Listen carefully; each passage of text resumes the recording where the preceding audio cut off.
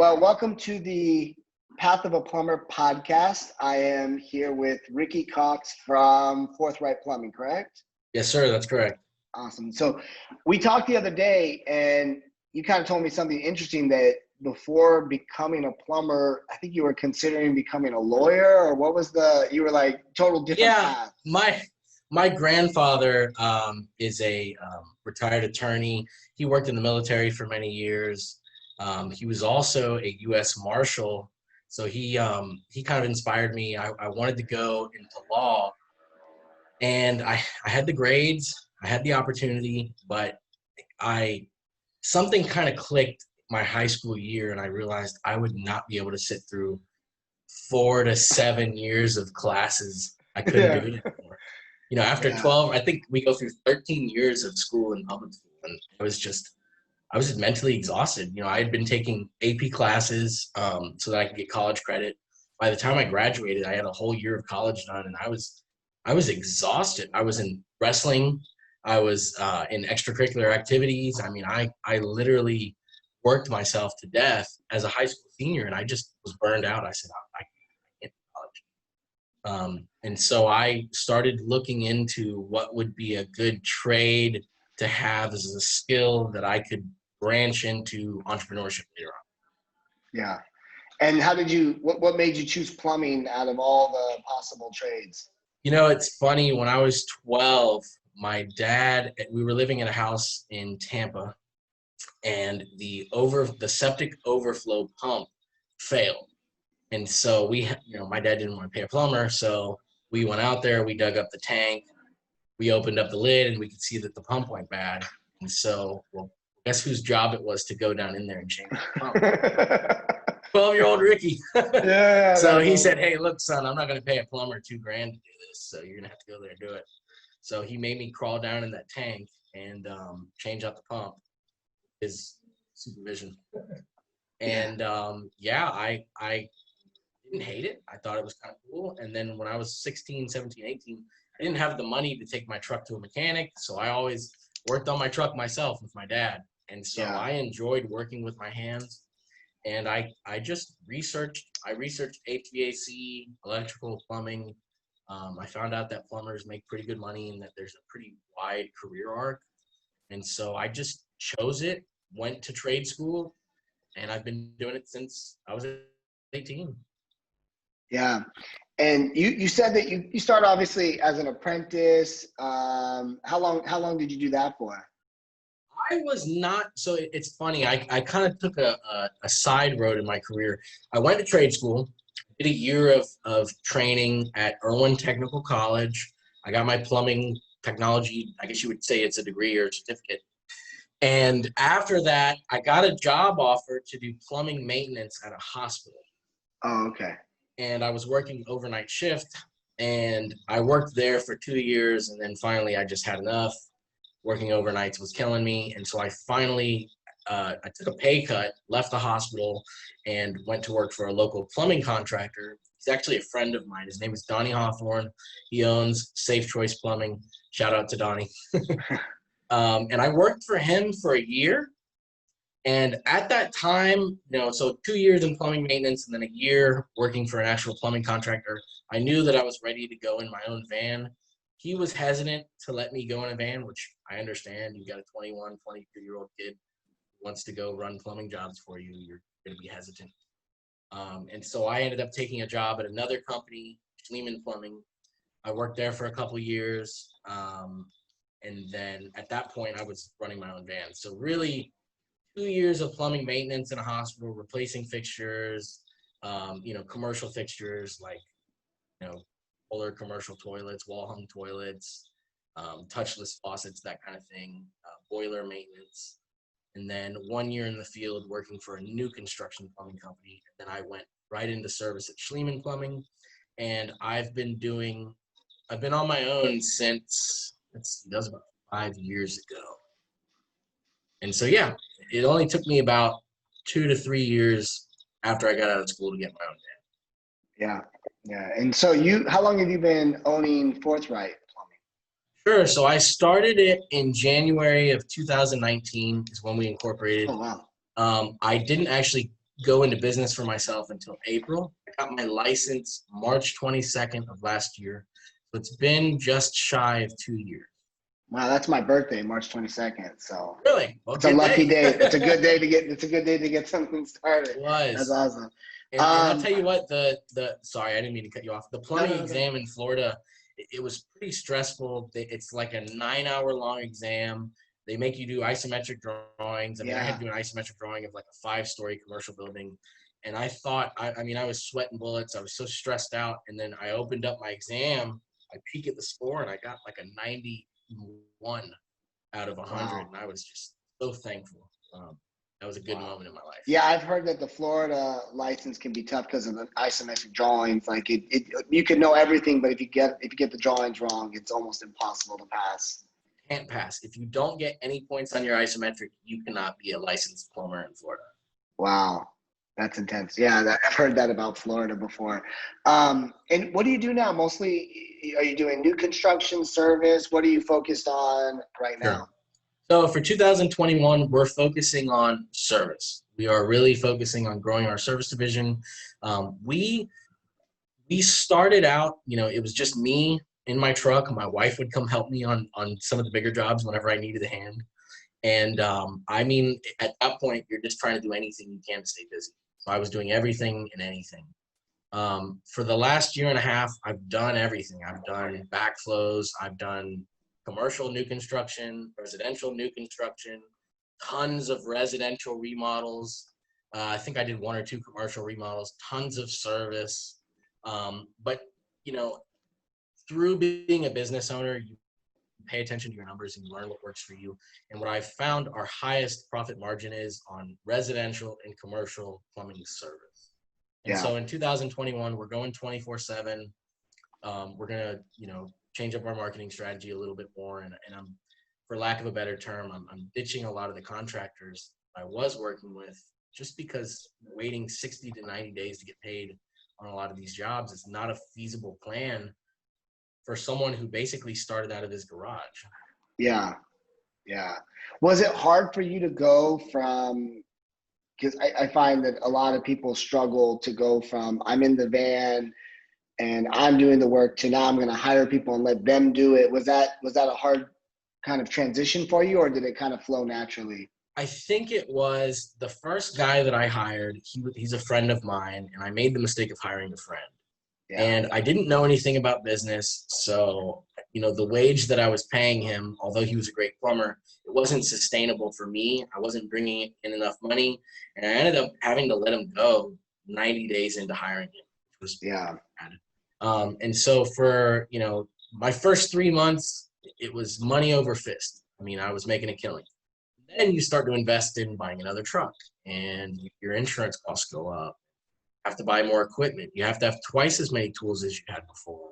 And you're constantly upgrading equipment, spending money on marketing, networking. I mean, it's an intense process, especially when, to be fair, I didn't have the best plan starting out. I just jumped into it, which is what a lot of people do. I've since learned from that and grown a little bit more wise in my business decisions. But, yes, it was a difficult transition at first. When I found the right people and at the right time, about a year and a half, I'd say about a year and a quarter into my business, things started to really take off about 6 to 7 months ago. I found a great service technician that I was able to work alongside with. His name is Josh. He's great. My apprentice, Brandon, had been sticking with me for about a year. He's also great. And we were able to branch out and take on more jobs. Then I got a 3rd van. We're looking into getting a 4th van. And it's been great. I think really the most important thing from getting out of the truck is you have to have well-trained plumbers and technicians. That's the biggest thing. You have to focus on training. Sales training is important, but technical training is also super important. Go into a client's house and they sense that you don't know what you're talking about, they're going to eat you alive. Yeah. And you're at that stage where you're trying to now grow. What do you think you're finding is the challenges as you're trying to go from, 3 to 4 to 5 vans?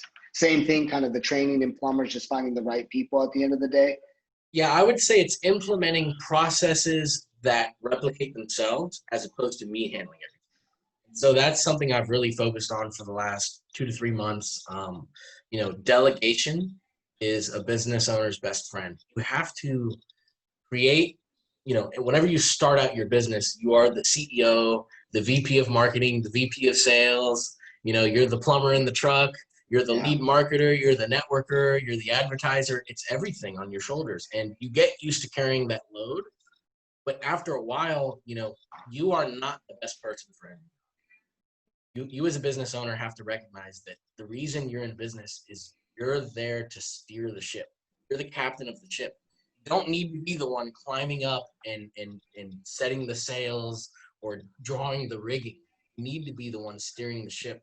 And so what I'm trying to transition into is finding the right people to fulfill certain roles, implementing more training, implementing checklists and structures. What do we do on every service call? How do we answer the phone? How do we handle these certain situations? And basically, every time I run into a situation where I don't have an answer to, we think through the problem, and then we write it in a Word document, we print it out, and that's the new policy. And if we need to change it, we change it. We try to document everything so that eventually, the goal is one day grow the business to a certain point and sell it or franchise. Yeah. And what would you, just if you were going back to give yourself advice, what would you, now knowing what you know now, what advice would you give someone just starting out in the plumbing industry? Sure. I would say have laser focus on specializing. It's very important, when you start out, you're going to be tempted to do every job that comes your way. And that is just not feasible. You're going to be better at certain things than others.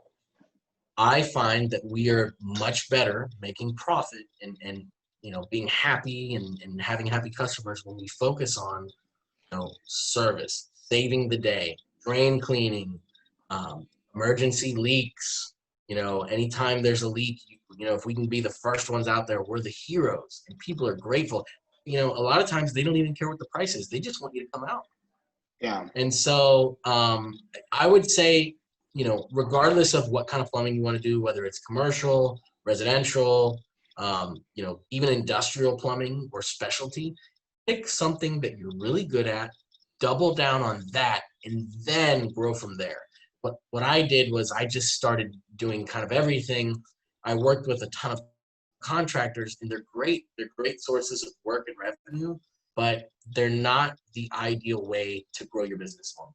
For me, Yeah. I know plumbers there's tons of plumbers that make a great living, just doing, like my friend Donnie, who owns Safe Choice Plumbing. His niche is he does high-end custom residential home.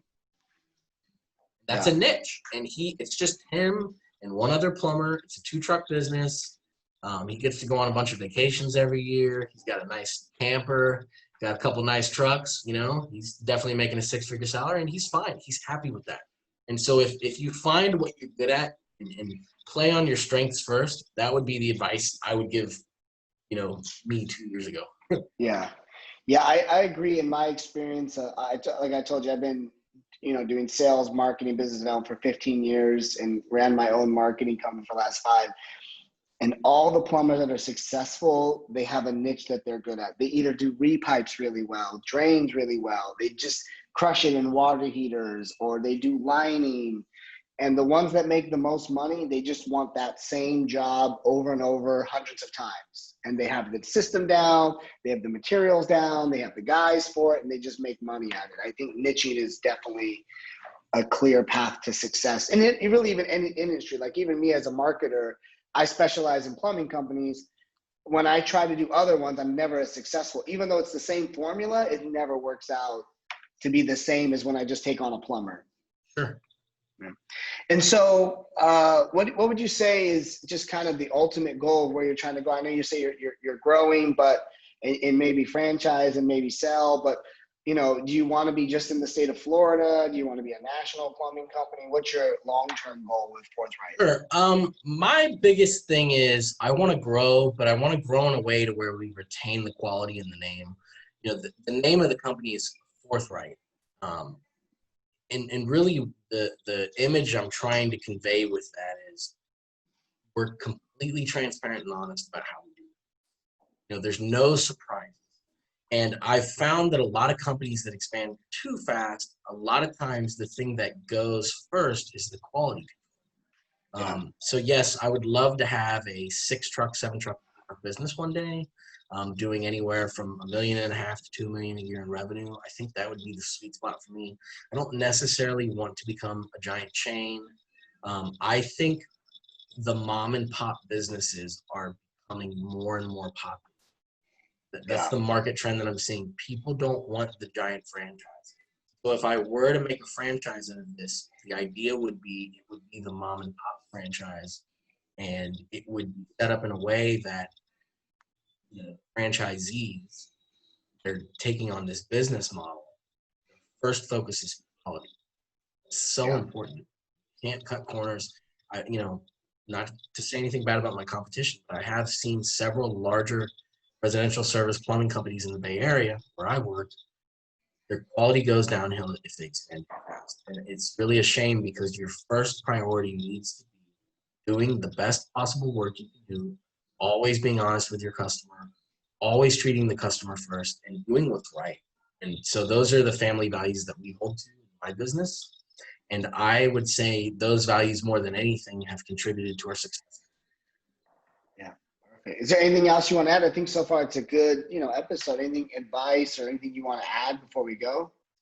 I would say, to the younger generation, plumbing, HVAC, electrical, they're great trades to get into.